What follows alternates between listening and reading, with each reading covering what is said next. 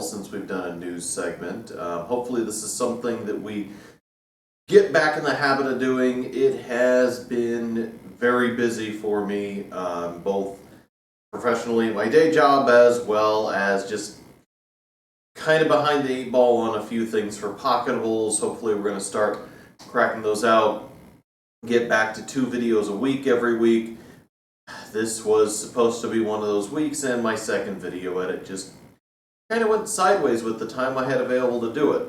So hopefully that doesn't happen too often going forward. We do still have a lot of content coming up. We've got the new test bench coming. There'll be a link to the unboxing. I've got the parts for that available as well.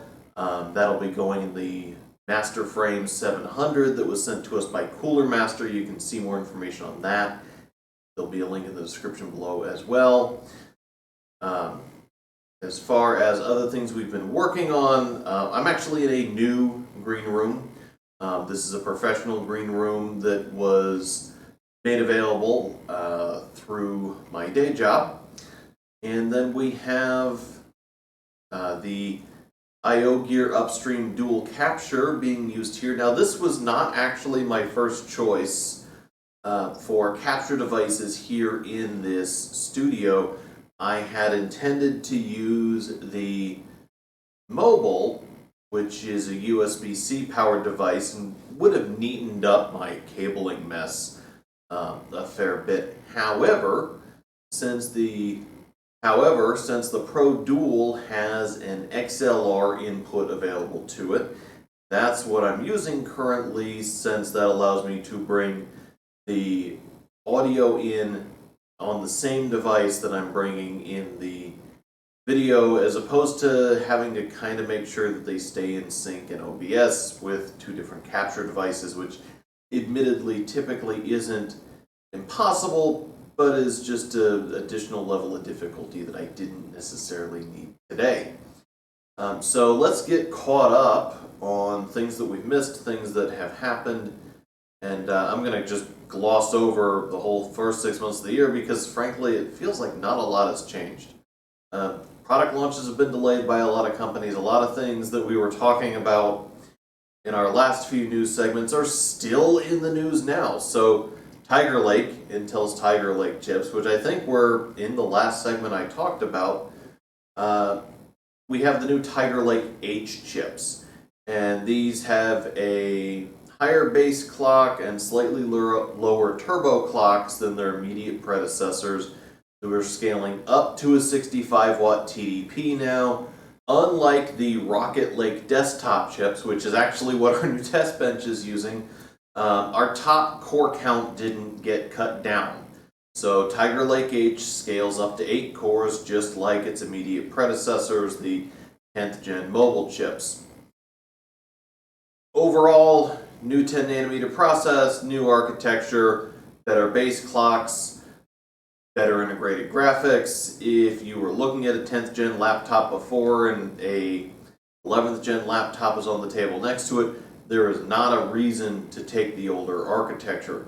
Unlike Rocket Lake, where there's some argument to be made for the potentially higher clocked or higher core count parts, which we avoided as a particular mess since we went with a 10600K, which is just kind of better than the 11600K, which is just a direct upgrade as far as the 10600K is concerned, and probably one of the best dollar per value options in the entire Rocket Lake lineup. Moving on, Pixel 6 renders have been leaked and made available, and overall the cameras look good. Having bigger camera sensors is never a bad thing, especially on a mobile device. A bit disappointed to see that the hole punch cameras are here to stay. I was kind of hoping we might see someone adopt something similar to what OnePlus did with the 7 Pro, and I'm hoping that that comes through with the little pop-up camera. Realistically, I understand that there is a mechanical cost in having a mechanism like that. However, I can't tell you the last selfie I took, but I can tell you the last time I looked at the top of my phone screen. hole punches, notches, teardrops, whatever you want to call them, are a detriment to the usability of the device for the sake of vanity for the most part, or just not being willing to engineer things. I don't really know what's going on where we have alternatives that we're actively ignoring to something that I don't think actually helps anyone and just raises the bill of materials for some marketing bullet points. And unfortunately, I could have that same exact statement for the bulk of the cameras that are launching right now. So guys, if there's cameras without hole punches, without notches, without teardrops attached to them that you're actively excited about and have questions about, let me know in the comments below, because I would love to talk about those as opposed to standing here and bitching that Google did what Google does and Apple's doing what Apple does and Samsung is just being Samsung. So, a little bit of news that showed up this past week that I actually hadn't anticipated.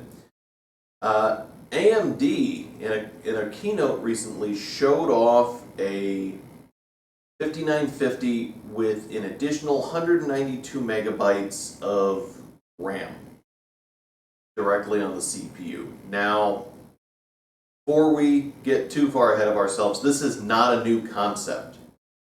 EDRAM or on-package RAM has been available in various forms since, I'm going to say, at least the mid-2000s. The Xbox 360 used EDRAM, the the Haswell Iris Pro mobile chips from Intel used EDRAM. Various SoCs have had on-package RAM or package-on-package memory. So, out of the gate, this is a concept we're familiar with, but it's a good idea. So, they demonstrated this with an additional 192 megabytes of what effectively would be treated as or coined as level 4 cache on the CPU. And the net result was anywhere from a 15 to 20% uplift in the applications that they demoed. Which, anytime you have a small but bandwidth intensive application, moving to something like that is a great idea.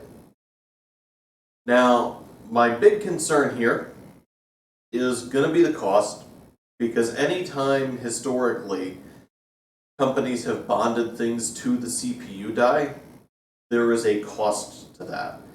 And when I say historically, I mean since the 90s. The original Pentium Pro, I don't know if anyone's familiar with that, had L2 cache, which was new at the time, bonded to the CPU as a manufacturing step. And the result was that there were a lot of defective chips that were fine when they tested them before, and the packaging process messed up, or they missed a defect somewhere that resulted in really bad yields. And that additional cost actually continued through. I mentioned that Haswell had EDRAM with Iris Pro. Well, the Broadwell desktop chips, which if anyone remembers were on the market for about 6 months, it seemed like, 5th generation i7s and i5s, had that EDRAM on them. Well, they cost a lot to produce, and in a lot of applications didn't offer a tangible benefit. So when Skylake showed up, it went away except for the applications where it made sense. Things like on-package graphics. So the Iris Pro versions of Intel's CPUs up through Comet Lake, I believe, continued to use EDRAM. So I'm excited to see AMD playing with this. My concern is that although it was a great demonstration, we're not going to see it have an impact on the consumer desktop CPU market. I hope I'm wrong, and I hope that I will see AMD use this technology other places as well. Server CPUs, assuming that you bonded the same amount per I/O package that they did, could have 4 times as much EDRAM on the package. That would be huge. APUs are an excellent example of another place where EDRAM would be a huge advantage for AMD. If Intel isn't putting memory on package with their new Z graphics, and AMD turns around and says, we're going to put 384 megs of RAM directly on the package and have twice the bandwidth that you can get out of DDR5 by then, hopefully, that'll be fantastic. Now, what I don't know, and what no one talked about in any of this, was how much did it cost? What we saw was a test chip, a demo chip, an engineering sample. Typically, you don't really worry about the production cost with those unless they're QS samples for validating platforms, because those are relatively close to production. This, they could have had one chip out of 100 work, and that's all they needed to say, hey, look at our new fancy idea here. Which, by the way, we're borrowing from the past, but we're doing it a different way. It's a new packaging technique than EDRAM was, or the fused L2 cache. This is closer to package on package since they're stacked on top of the CPU die. It's a 3D packaging technique that I think TSMC developed. Neat idea, love the concept, can't wait to see where it goes. A little bit worried that it might lead to a really cool product that there's just not enough of to buy. So that all remains to be seen. Potentially we'll see this on a new refreshed Ryzen chip that will be competing with Intel's Adler Lake, however that's pronounced, once it's available on market, because AMD can't just sit there and wait. Well, they have to continue to iterate things, even if it's just a CPU refresh that's a clock speed bump. Well, you have to do something when your competition launches new products. You can't just do nothing. Other news this week, actually, speaking of iterating products, NVIDIA launched a few new things. So they launched a new mining GPU that demonstrated capabilities above and beyond what a 3090 is capable of with a 350 watt power utilization. And a few people saw that and were like, well, this is just going to eat into the supply of available NVIDIA cards for the 3080s and the 3090s, depending on how it's priced. I'm actually hopeful that this new mining GPU helps alleviate the supply problems NVIDIA is having. The reason that I say that is this GPU has two distinct advantages over mining cards in the past, which have existed. There have been cards based on things like the 1060 that had damaged video outputs or were cut down to a single VGA and were sold by the various board vendors. They get a GPU, find out that it can't actually output video. They'd flash a different BIOS on it, slap it on a card with no outputs, and sell it for compute work, but not actual output work. Well, that does impact GPU supply, since it's using, in that instance, 1060s. This is different. This is actually based on the A100 die, which is built on a different process and architecturally different than the GA102 that things like the 1080, than the GA102 that things like the 3080 and 3090 and, well, now 3080 Ti, we'll get to that in a second, are based on. So this new mining card looks like a way to use potentially damaged or underperforming A100s that normally NVIDIA makes a ton of money on an A100. Those are huge cards with fast memory that, honestly, I don't even know what the price on them is, and I'm sure half the people using them don't either. That is the type of card where if I have $500,000 worth of software, it doesn't matter whether the cost of the PC is $5,000, $10,000, or $20,000. I need it to go as fast as possible because the software license outweighs every single piece of hardware cost in there. So that's the market for cards like that. And presumably they're a complex thing to build, but they're on a different process. They're on the TSMC 7 nanometer process compared to GA102, 104, 106, I think, are all on the Samsung 8 nanometer process. So different card, different memory type. It's using HBM, it's not using GDDR6X. So any GDDR6X that could have theoretically been consumed by a mining card doesn't have to be on these. And presumably you're not locked into the single supplier of Micron like you are with GDDR6X, although I could be incorrect in that. So for Ethereum mining or whatever else runs well on a GPU with tons of memory bandwidth, this looks like a fantastic piece of hardware that hopefully will stop them from trying to gobble up every 3080 they can, and means that new cards like the recently announced 3080 Ti and 3070 Ti actually make it into the hands of users.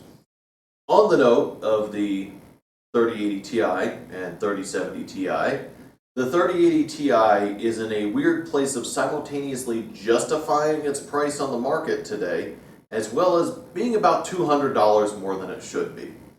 It launched at a $1299 MSRP, which is $200 less than the $1499 MSRP the 3090 has, and performs within 2% of the 3090 in most instances. There's a few edge cases where having 12 gigs of RAM as opposed to 24 hurts the 3080 Ti, but those are back to that realm of applications where you've paid so much money for this software that saving $200 wasn't worth it, and generally out of the purview of gaming. It's also outperforming, in many instances, the 3900 XT, which is priced at $999 if MSRP actually meant anything, and honestly I haven't seen one under $2,000 recently. So a $1299 MSRP on a card that is competing with your competitor's $999 card that they can't seem to sell for less than $2,000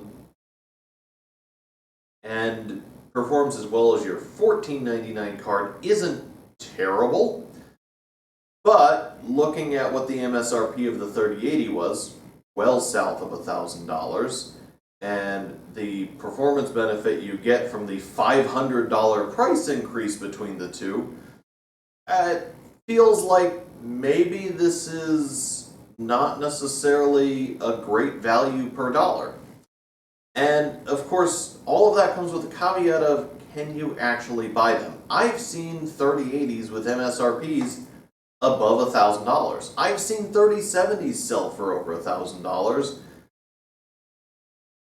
So how much does that MSRP number actually matter anymore? I mean, really, I'm asking what the value of MSRP is when we can't buy the product. It's great to have guidance on that, but does the MSRP actually come into the equation when what the consumer sees is totally disconnected from that at this point? I don't know. Let me know in the comments below. I'd love to hear some of that. As far as the 3070 goes, it looks like it's in a better place based on what I anticipate its performance to be and its prices, or I should say the 3070 Ti is in a better place. However, I say that going, I've yet to see any actual real-world data on a 3070 Ti. So, could be good, could be bad, I don't know. And I probably won't know until those cards are actually available at retail, which is hopefully soon, but not as of 4 p.m. on Friday, June 4th, have I seen any real information on those. Now, part of that is NVIDIA doesn't like to send everything to every reviewer, or anything to this reviewer. So if you work for a graphics card manufacturer, I'd love to change that. However, back to the actual news at hand is that they didn't send out the 3070, the 3080, and the 3090 on the same day. They're going to send out the biggest, most exciting product first, and then they're going to filter down after that. That is quite simply marketing 101. 102, that might be a second level course. One last bit from AMD is a new product called AMD Fidelity FX. Now, Fidelity FX is interesting. It's their answer to NVIDIA's DLSS. However, it's supposed to work on every card ever.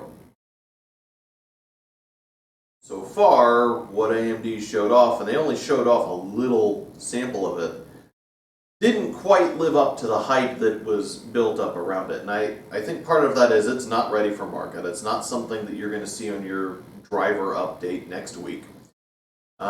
It also looks a lot more traditional from an upscaling standpoint than DLSS was. They're both upscaling techniques. No argument, no discussion, no disagreement. However, AMD's FX looks much closer to the traditional multi-sampled upscaling that we're used to that tends to soften things as it does so, compared to DLSS, which keeps a surprising amount of detail when it does its upscaling because of the learning side of it. All your DLSS profiles are enabled by lots of AI training and lots of AI learning so that it knows how to treat every single piece of information. And that's got its advantages. And when you have, I think, the 5th largest supercomputer at your disposal is currently what NVIDIA has. Because you build chips for supercomputers, you can do something like that. That is an advantage that AMD does not have today. That's not to say that they never will. Now, keep in mind, this is generation 0, basically, since it's not even launched yet, Fidelity FX I'm talking about. NVIDIA's Gen 1 DLSS was something I wouldn't even consider using myself. It was bad. It looked bad.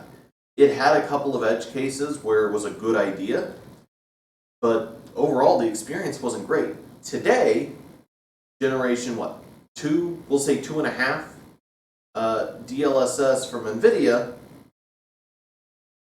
is actually capable of enhancing VR environments. There was a news piece I saw today, I'll link to it in the description below, it was on Ars Technica, about DLSS being used in a VR environment to accelerate No Man's Sky. Not a sentence I ever thought I'd say. VR, No Man's Sky, DLSS. Never thought I'd put those three together. And quite frankly, it was good. So, where that leaves things is looking back at this new Fidelity FX, which is targeting running on everything, not just AMD GPUs. That's one thing AMD's much better at than NVIDIA, is sharing. That makes me wonder, will Fidelity FX see the same evolution and growth? I'm saying it looked kind of soft and probably wasn't what they wanted to promote, but they had to talk about something today, and you have to. I mean, if your competitor does something, you have to say or do something, even if it's just to remind people that you're not dead. Which, that's not a dig at AMD. Their graphics are actually doing very well this generation compared to prior generations. But that was the kind of announcement that Fidelity FX felt like, was oh, by the way, they launched those TI cards, but look at our new software feature. Anyway, back on track. So that leaves me wondering, is Fidelity FX going to grow?